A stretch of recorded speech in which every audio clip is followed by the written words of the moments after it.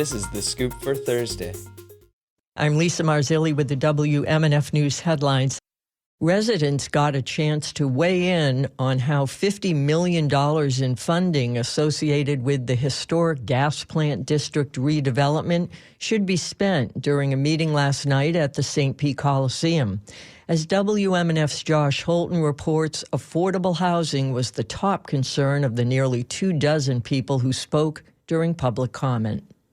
In addition to the new state-of-the-art $1.3 billion baseball stadium for the Tampa Bay Rays, the project has intended to mend broken promises made during the construction of the current stadium, which displaced a community of black homeowners who say they never realized the promises of prosperity. Queen Harris is a U.S. history teacher at Johns Hopkins Middle School and is concerned that any potential benefits may still be out of reach for many residents.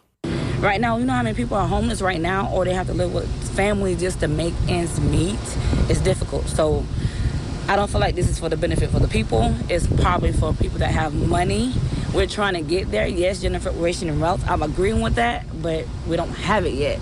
Under the plan, 1,200 affordable housing units are part of the new Rays-Hines proposal, with half of them located within city limits. Tampa Bay Rays President Brian Auld called this an opportunity to honor the legacy of the gas plant district. It's going to be the most affordable housing to come online in St. Petersburg that any project has done.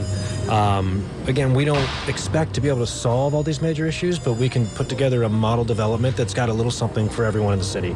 Dylan Dames is with Faith in Florida and said the problem is the expectation of turning a profit with affordable housing rather than offering it as a necessary public good. We need non-market housing solutions, so we need to be putting up affordable housing that's actually at the benchmark where people can really afford it, right? So even though they have, 1,200 units with 600 of them being on site, even though those are rent restricted, they're not rent restricted for people making less than $20 an hour, which is the majority of my service industry friends, right? That's baristas, some public school staff, even a lot of the black seniors we organize that are either on fixed income or, just haven't really broken through in the economy.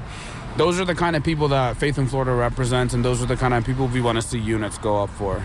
About 300 of the units will be available for about 60% of the area median income and another 300 for 80% of the area median income, which is roughly $40,000 to $70,000 annually for a family of 3 or 4. The public will have opportunities to share input online with the Community Benefits Advisory Council by filling out a form at stpete.org/gasplant.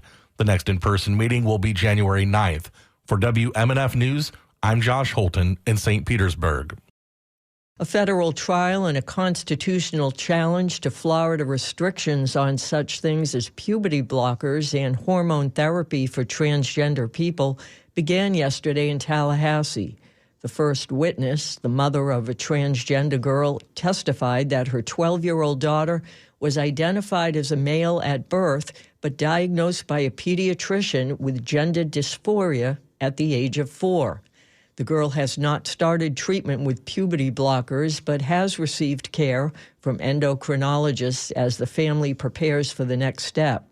The mother testified that her child has never wavered from who she is and that her life would be turned upside down if she was denied treatment and forced to be someone that she's not. Florida has fined a Fort Lauderdale high school for allowing a transgender student to play girls volleyball, violating a controversial law enacted by Governor Ron DeSantis and the legislature. The Fairness in Women's Sports Act bars transgender girls and women from playing on public school teams intended for student-athletes identified as girls at birth.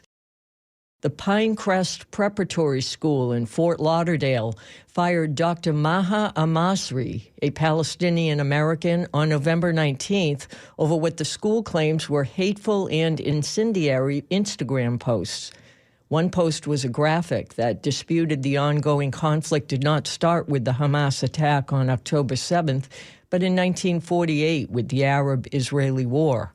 Another made reference to Gazan women having to deliver by C-section without anesthesia. Al-Masri told Local 10 News that her posts weren't meant to offend anyone, but merely to shed light on the humanitarian crisis happening in Gaza. It's going to be partly sunny and windy today with a high of 75. Windy and cool on Friday with highs in the mid-70s and a 20% chance of rain. I'm Lisa Marzilli with the WMNF News headlines. This is The Scoop, recorded at WMNF Tampa.